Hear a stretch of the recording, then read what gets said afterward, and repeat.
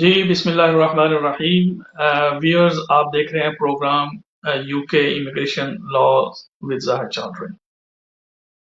ये प्रोग्राम हर थर्सडे को 6 बजे यूके के वक्त के मुताबिक आप लोगों की खिदमत में पेश करता हूँ। ये ब्रीफ दुरानिये का प्रोग्राम होता है जिसमें आपके भेजे हुए सवालात जो हैं उनके जवाबात देने की कोशिश करता हूँ।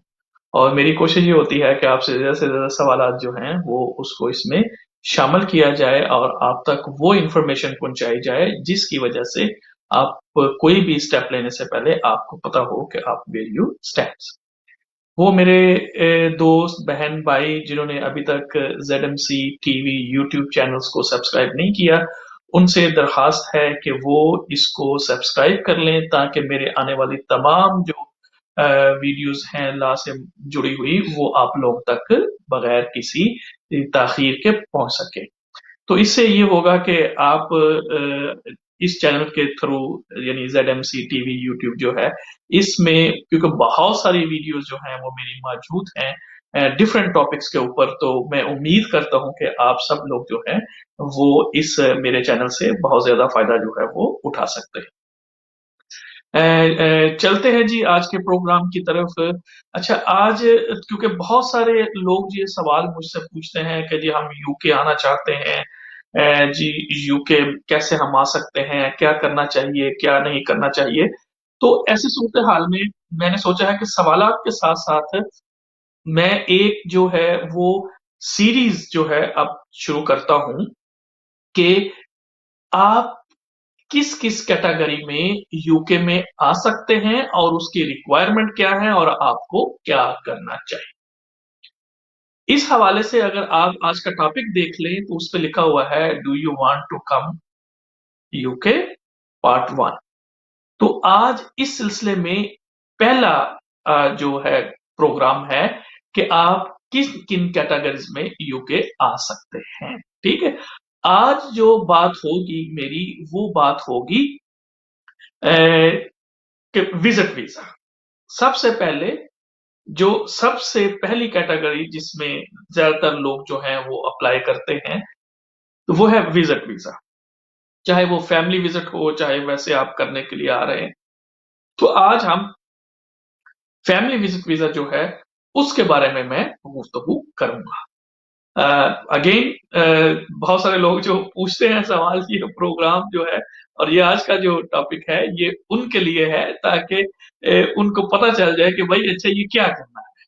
अच्छा, एक जो चीज है यानी इस पहली कैटेगरी आप कैसे यूके में आ सकते हैं, इसके ऊपर बात करने से पहले क्योंकि एक अपडेट है मेरे पास वो मैं चाहता हूं, क्योंकि ये प्रोग्राम करने का मकसद भी है कि आप लोगों तक जो अपडेट्स हैं वो भी जरूर पहुंचे ताकि आपको पता चलता रहे। पहली बात यह है कि जी देखें, जिसको हम यूके के अंदर कहते हैं प्राइवेट लाइफ, के आपको यहाँ पे on a basis of private life जो है यहाँ रहने की इजाजत मिलती है।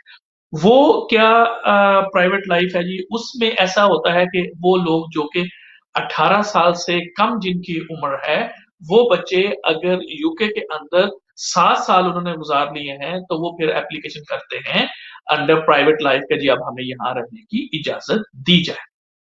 फिर वो लोग जिनकी एज जो है वो 18 से 25 साल के दरमियान में है, वो अगर उन्होंने अपनी आधी जिंदगी इस कंट्री में गुजार दी हो तो वो फिर एप्लीकेशन करते हैं कि जी आप हमें यहाँ रहने की इजाजत दें।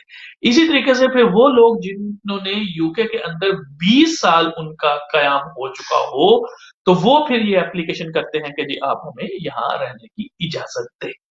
ठीक है, अब इन तमाम सूरत हाल में क्या है कि आप एप्लीकेशन जो करते हैं उसमें आपको लिमिटेड लीव टू रिमेन मिलती है, यानी 2.5 ईयर का वीजा जो है वो आपको दिया जाता है और फिर आफ्टर एवरी 2.5 ईयर जो है वो आप उसको क्या करते हैं कि उसको आप फिर रिन्यू करवाते हैं।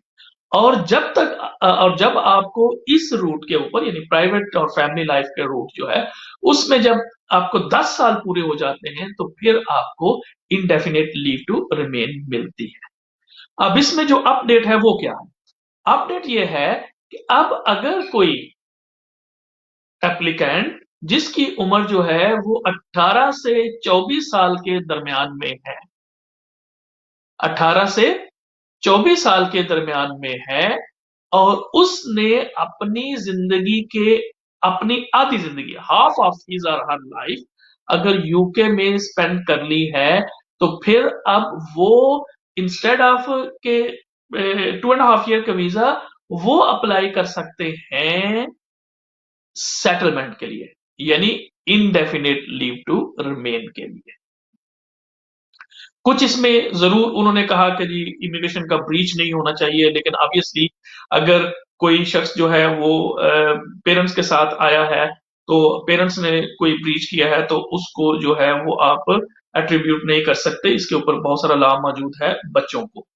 तो ये एक बड़ी इंपॉर्टेंट अपडेट है कि अब अगर आपकी उम्र जो है वो 18 से 24 साल के दरमियान में है और आप अगर अपनी जिंदगी का आधा हिस्सा जो है वो इस मुल्क में गुजार चुके हैं, यानी यूके में गुजार चुके हैं, तो फिर ऐसे सूरत हाल में अब आप होम ऑफिस की कंसेशनल पॉलिसी के तहत आप इनडेफिनेट लीव टू रिमेन जो है उसकी एप्लीकेशन जो है वो कर सकते हैं, यानी सेटलमेंट की एप्लीकेशन कर सकते हैं। इसमें दोनों चीजें मौजूद हैं कि अगर कोई शख्स यहाँ पैदा भी हुआ है या फिर उसको यहाँ रहते हुए, ये जरूरी नहीं कि आप पैदा हो, अगर आप आए हैं अपने पेरेंट्स के साथ इस कंट्री में आए हैं और अब आपने यहाँ पे अपनी आधी जिंदगी जो है वो गुजार ली है, तो उसका अब क्या सूरत हाल बनेगी। तो इस कंसेशनल पॉलिसी के तहत, जो कि पहले भी मौजूद है अंडर पैराग्राफ 276 एडी, लेकिन पहले जो वीजा मिलता था वो 2.5 ईयर का और आफ्टर 10 ईयर्स आपको इंडेफिनेट लीव मिलती थी। अब उन्होंने कहा है कि अगर वो जो एप्लीकेंट हैं उनको ये इंटाइटल हो गए कि वो सेटलमेंट की एप्लीकेशन भी कर सकेंगे। उम्मीद है कि ये आपको फायदा होगा, अगर आप दूसरों तक भी पहुंचाना चाहे तो ये इंफॉर्मेशन पहुंचाना चाह सकते हैं। इस हवाले से आप के जहन में अगर और कोई भी क्वेश्चन हो तो प्लीज फील फ्री, आप you can contact me by WhatsApp, ये जो ZMC नेटवर्क जिसके ऊपर ये प्रोग्राम आप देख रहे हैं वहां से आप मुझे कांटेक्ट कर सकते हैं। ZMC TV यूट्यूब जो है उसके थ्रू आप मुझसे कांटेक्ट कर सकते हैं if you have any problem. अच्छा, ये तो अपडेट से आप चलते हैं आज के अपने टॉपिक की तरफ जो हमारा है कि सबसे पहले जिस कैटेगरी में बहुत सारे लोग जो हैं वो अप्लाई करते हैं वो है विजिट वीजा। अब विजिट वीजा जो है वो इमिग्रेशन के जो रूल्स हैं उसका जो अपेंडिक्स V है उसके तहत ये एप्लीकेशन होती है। रिक्वायरमेंट उसकी मोटी मोटी जो है वो मैं आपको बता देता हूं, लेकिन जो इंपॉर्टेंट चीज है जो आपने जहन में रखनी है वो ये है कि number 1, you are a genuine visitor, कि आप एक जेन्युइन विजिटर हैं और एक जेन्युइन रीजन की वजह से आप यूके को विजिट करना चाहते हैं। ठीक है जी। दूसरी जो इसकी इंपॉर्टेंट रिक्वायरमेंट है वो है कि you will go back after the completion of your propose visit, कि आप अपना जो सैर तफरी का या फैमिली को मिलने का जो प्लान है आपका उसको कंप्लीट करने के बाद आप डेफिनेटली वापस चले जाएंगे। ठीक है जी। ये दो मोटी मोटी बातें हैं। अब अक्सर वो लोग हमसे पूछते हैं कि जी चौधरी साहब ये हमें डॉक्यूमेंट्स कौन से चाहिए और किस तरह से हम ये साबित करेंगे। तो इसमें दो तीन चीजें आपने बड़े इंपॉर्टेंट अपने जहन में रख लेनी है। ये जो बातें मैं करता हूँ बताता भी डिटेल में हूं ताकि आप लोग फिर वो दोबारा जो है वो गलती ना करें। लेकिन जो ओवर 90% जो विजिट वीजा एप्लीकेशन रिफ्यूज होती हैं वो सेम है जो मैं बार बार बार बार बताता हूं कि ये मिस्टेक आप कभी भी ना करें। ठीक है जी।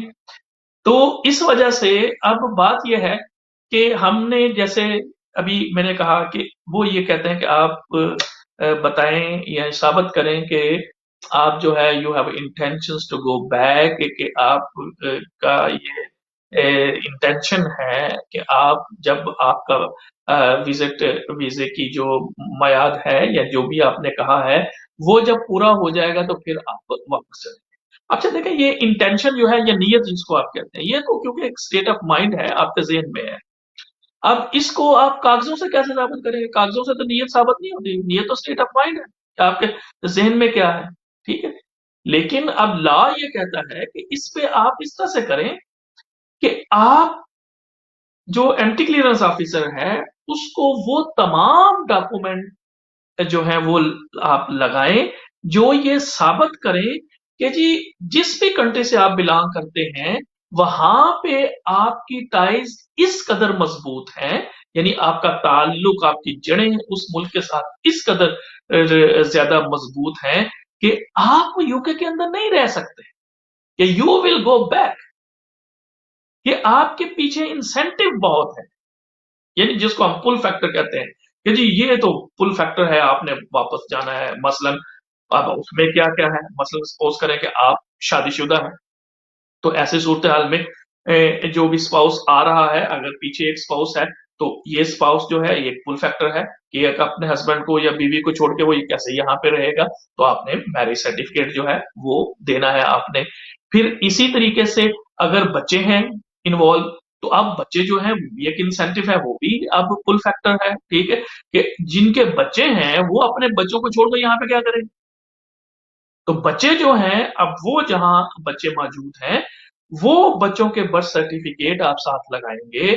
इसी तरीके से नादरा के अंदर जो फैमिली रजिस्ट्रेशन सर्टिफिकेट जो पहले जमाने में बेफाम होता था, अगर वो आपने वो भी साथ लगाना है। इसी तरीके से अगर आपके बच्चे स्कूल, कॉलेज, यूनिवर्सिटी गोइंग हैं, तो वहां से एक लेटर ले लें या ऐसी एविडेंस जो है वो आप कलेक्ट कर लें, जिससे ये साबित हो कि आपके बच्चे जो हैं वो फुल टाइम एजुकेशन में है, और ये आपके लिए पॉसिबल नहीं है कि आप उनको छोड़ के यहाँ पे आप रहना शुरू कर दें। तो ये आप बच्चों जो हैं वो, फिर इसी तरीके से अगर आपकी जो है वो कोई ऐसी परमानेंट जॉब है, जैसे सरकारी आपके जॉब्स होती हैं, तो कोई बैंकर है, कोई टीचर है, कोई डॉक्टर है, कोई इंजीनियर है, कोई हॉस्पिटल में काम कर रहा है, तो वो ये भी एक इंसेंटिव है कि आप अपनी एक जो लगी हुई जॉब है उसको छोड़ के आप यहाँ क्या करेंगे जनाब, कि यहाँ पे आप मैकडोनल्ड में और जनाब दूसरी जगहों के ऊपर आपने जरूर सफाइयां करनी है, जनाब मॉप मारने हैं और बर्तन साफ करने हैं, तो बेहतर है कि आप जहाँ पे लगे हुए हैं चेयर पे बैठ के काम करने के ऊपर तो वही आप करेंगे। तो ये फिर आप वो जो आपके डॉक्यूमेंट्स हैं वो भी साथ लगाएंगे, ठीक है जी, कि आप हैं। इसी तरीके से अगर आप के नाम पे कोई प्रॉपर्टी है, जायदाद है, ठीक है, वो भी आप जो है साथ लगाएंगे, ठीक है। फिर एक बड़ी इंपॉर्टेंट बात जो है कि आपने अपना ये जो ट्रिप है, यानी आप विजिट के लिए आ रहे हैं, इसके अखराजात कैसे पूरे करने हैं, क्योंकि जब आप एप्लीकेशन फिल करते हैं तो उसमें ये पूछा जाता है कि आपका कितना खर्चा आएगा इस ट्रिप के ऊपर, और वो खर्चा आप कैसे बर्दाश्त करें, ठीक है।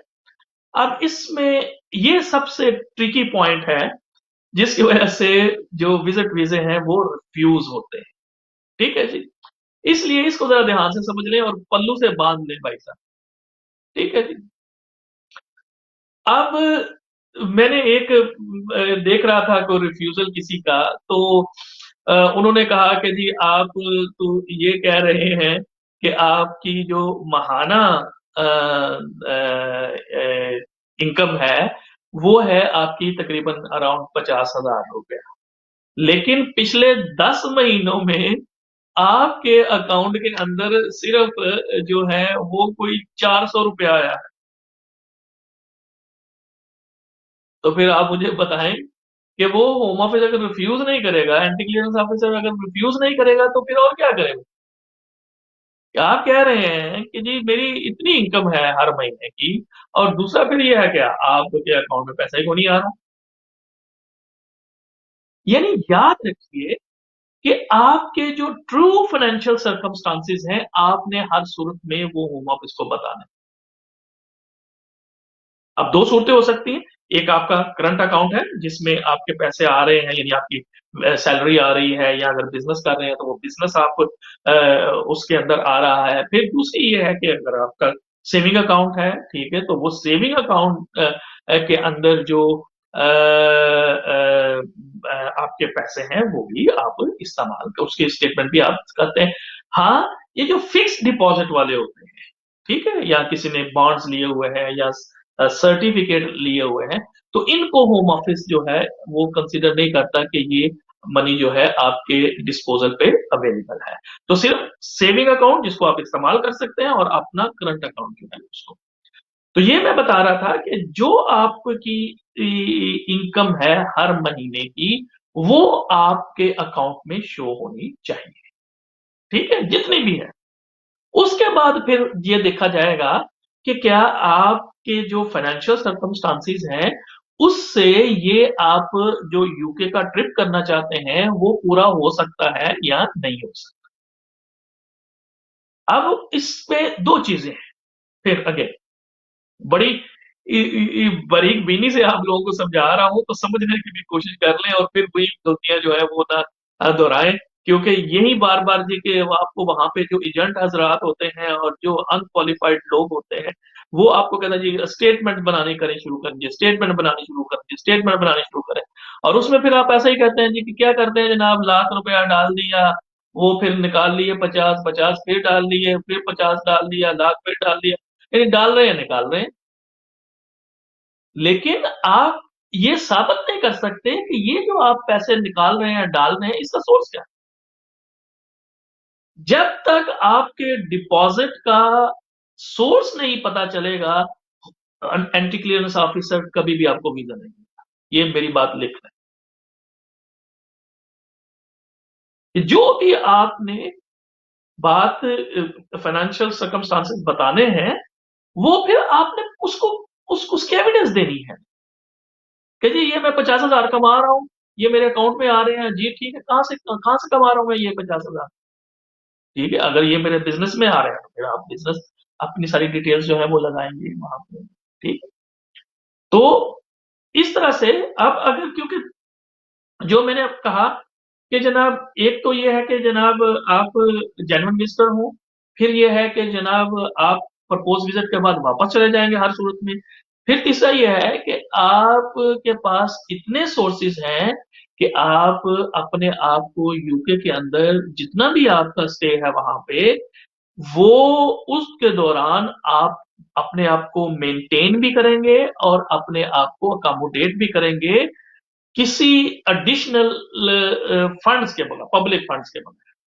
यानी आपके पास इतने पैसे होंगे कि आपने अपना खाना पीना कपड़े ये सारी चीजें, और इसके अलावा फिर वहां पे रहना।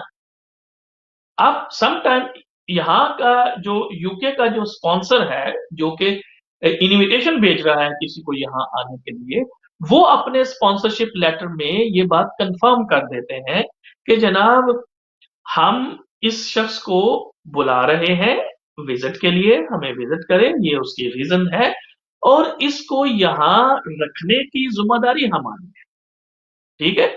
और इसी तरीके से इसके खाने पीने और दीगर अखराजात जो है वो भी हमारे जिम्मे है, ठीक है। अब जो स्पॉन्सर जो है, जो ये बात कह रहा है कि जी मैं करूंगा, फिर अब इसलिए उसको, फिर जैसा मैंने कहा कि जो बात आपने कहनी है उसको साबित करना। अब अगर स्पॉन्सर कह रहा है कि इस इनको रखने के लिए मेरे पास जगह मौजूद है, तो उसको उसको हम कहते हैं प्रॉपर्टी असेसमेंट रिपोर्ट। तो उसको एक प्रॉपर्टी असेसमेंट रिपोर्ट बनानी पड़ेगी जिसमें ये लिखा जाता है कि अच्छा ये प्रॉपर्टी है, इसमें कितने लोग रह रहे हैं, उनकी एज कितनी है, और बेडरूम कितने हैं, दूसरे रूम कितने हैं, और अगर जो शख्स विजिट के लिए आ रहा है उसके आने से ये लीगली ओवर क्राउडेड तो नहीं हो जाएगा। तो इस हवाले से ये एक प्रॉपर्टी असेसमेंट रिपोर्ट चलेगी। दूसरा, फिर अगर हम उनसे ये कह रहे हैं कि जी देखें कि क्या हमने इनको मेंटेन भी करना है, यानी हमारे पास पैसे भी हैं, अगर आप जो स्पॉन्सर है वो टिकट के पैसे भी दे रहा है तो वो फिर सारा बताएगा, अपना वो इनकम और एक्सपेंडिचर का चार्ट एक बना के होम ऑफिस को भेजेगा, अपनी वे स्लिप लगाएगा, अपने बैंक स्टेटमेंट जो है वो साथ लगाएगा, अपने अगर वो सेल्फ एम्प्लॉयड है तो अकाउंटेंट से लेटर लेके वो साथ लगाएगा। तो इससे ये साबित होगा कि वो जो स्पॉन्सर है वो जिनको बुला रहा है उनको यहाँ पे रखने के काबिल है। ये सारी चीजें जो है आपने जहन में रखनी है। ठीक है जी। अब कोरोना की वजह से थोड़ा, क्योंकि रेड लिस्ट वाले तो ट्रेवल नहीं कर सकते थे, इसलिए वहां से एप्लीकेशन नहीं हो रही थी। अभी क्योंकि रेड लिस्ट से हमारे जो इंडिया, बांग्लादेश, पाकिस्तान वगैरह निकल गए हैं, तो अब आप एप्लीकेशन कर सकते हैं। इसमें चीजें मैंने आपको सारी बता दी हैं, फिर भी कोई चीज रह जाए तो आप अगेन मुझसे पूछ सकते हैं। ये एप्लीकेशन जो है ये आप 6 महीने के लिए भी लगा सकते हैं, साल के लिए भी, 2 साल के लिए भी, 5 साल के लिए, 10 साल के लिए। लेकिन जिसके लिए भी आप अप्लाई करेंगे, मैक्सिमम जो वीजा आपका होगा वो 6 महीने का होगा। ठीक है जी। यानी अगर किसी ने 2 साल के मल्टीपल वीजे के लिए अप्लाई किया तो उसका मतलब ये नहीं है कि वो 2 साल यहाँ रह सकते हैं। 6 महीने के बाद आपने उसको वापस आपको जाना पड़ेगा। और ये भी अब नहीं होगा कि मतलब सपोज करें कि आपने कि जनाब 2 साल का वीजा आपने लगाया हुआ है, टिकट लेते हैं, आ जाते हैं, 5.5 मंथ यहाँ रहे, फिर जनाब आप यहाँ से चले गए, 1 वीक के बाद फिर वापस आ गए हैं जनाब। तो ये आप ध्यान में रखिए कि आप विजिटर हैं।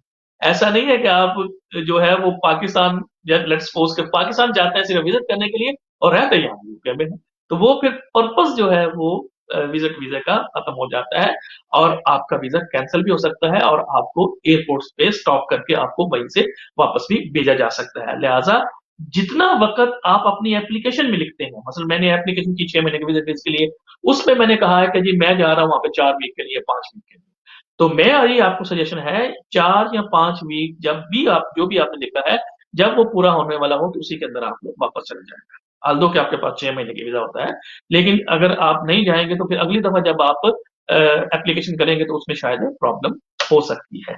इसी तरीके से जी अब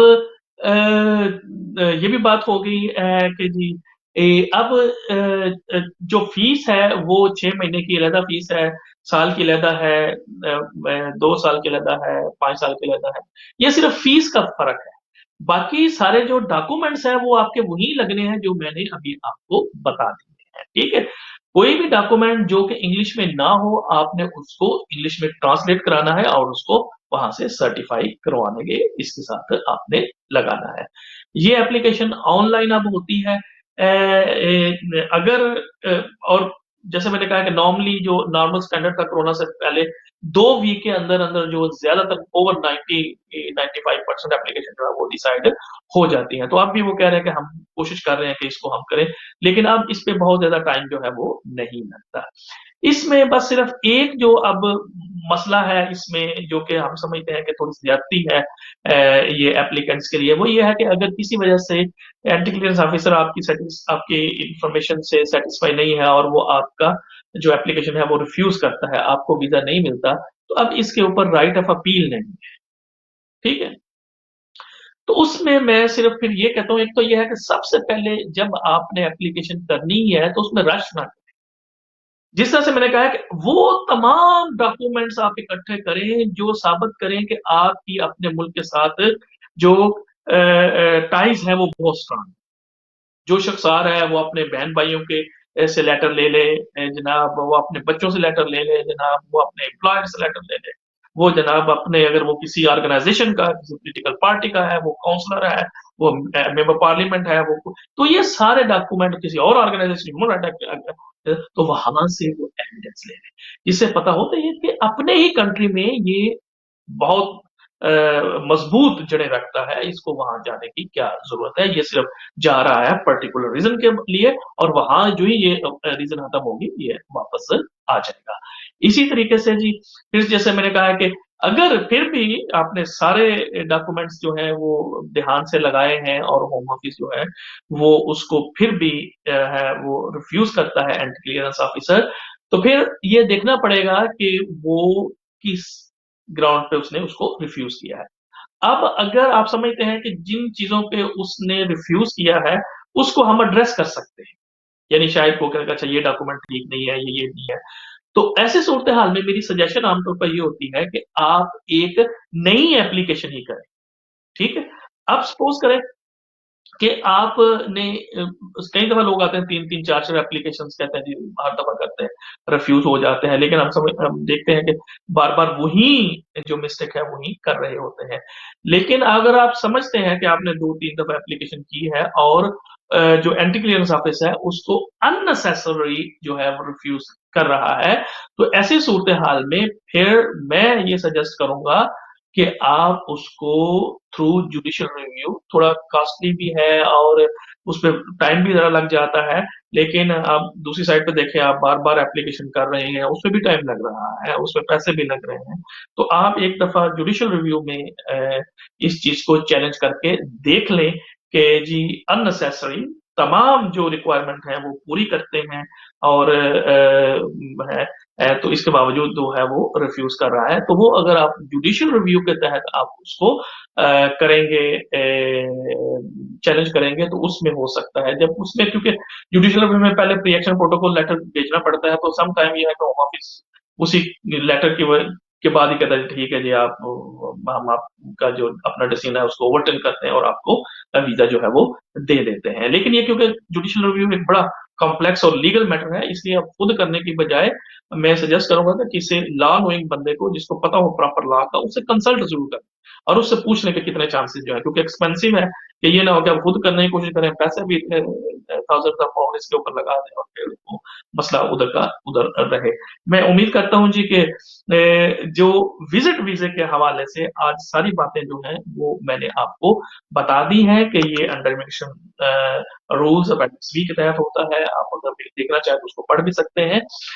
फिर डॉक्यूमेंट्स कौन से होने हैं, फिर इसके अंदर कब आप अप्लाई कर सकते हैं, फिर इसके ऊपर आप की फीस क्या होती है, कितनी देर में ये डिसीजन हो जाता है और इसके ऊपर फिर राइट ऑफ अपील है या नहीं है, ये सारी बातें मैंने आपसे आज डिस्कस कर ली हैं। तो होपफुली कि अगले प्रोग्राम में हम किसी और कैटेगरी के ऊपर बात करेंगे कि किस और ये जो सारी अब कैटेगरीज हैं कि जो लोग पूछते हैं जी हम यूके आना चाहते हैं, किस-किस तरह से आ सकते हैं, तो ये पर्टिकुलरली मैंने उन लोगों के लिए अब ये सीरीज़ शुरू की है। ठीक है जी? तो उम्मीद करता हूँ कि आप लोगों को इससे ज़्यादा फ़ायदा होगा। अगेन प्रोग्राम हर हफ़्ते का इख्तिताम करने से पहले आप लोगों से दरख्वास्त है जिन्होंने अभी मुझे जॉइन किया है कि वो जो ज़ेडएमसी टीवी यूट्यूब चैनल है उसको आप सब्सक्राइब कर लें ताकि मेरी आने वाली तमाम वीडियो जो है वो आप लोगों तक बगैर ताख़ीर से पहुँच सके। अगले थर्सडे तक अपने दोस्त, अपने भाई ज़ाहिद चौधरी को इजाज़त दीजिएगा। अपने गिरदो नवाह के लोगों का ख्याल रखिएगा। अल्लाह हाफ़िज़।